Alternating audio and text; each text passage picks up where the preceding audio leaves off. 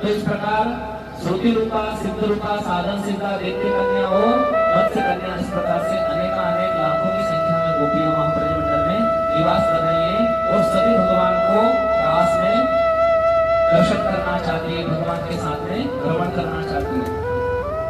एक बात ध्यान रखें कि जो रास पंचाध्याय की कथा जहाँ प्रारंभ हो रही है तो भगवान ने परीक्षित को सावधान किया।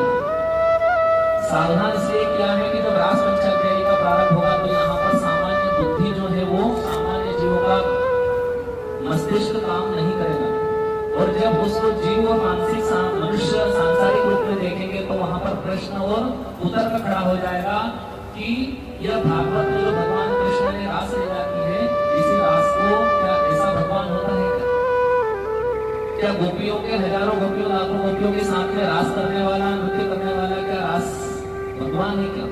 और जब इस प्रकार का भाव आ जाएगा तो तुम्हें भगवत में प्रवेश हो ही नहीं सकता। क्यों? क्योंकि जो रास पंचाध्याय के जो अध्याय है यह केवल और केवल भगवान के हृदय स्तर में है, दशम स्कंद हृदय है और हृदय में जो धड़कन धड़कती है वही 5 अध्याय रास पंचाध्याय की।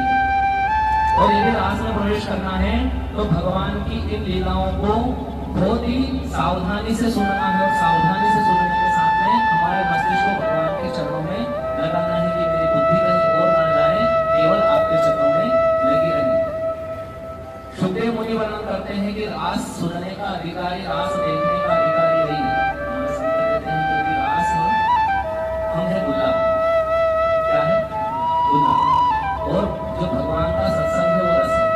कहते हैं विवत भागवत रसम, ये जो रस है तो भगवान की कथाओं को इतना सुनो कि सुन करके हम दुनिया में क्या बन जाए? रसगुल्ला।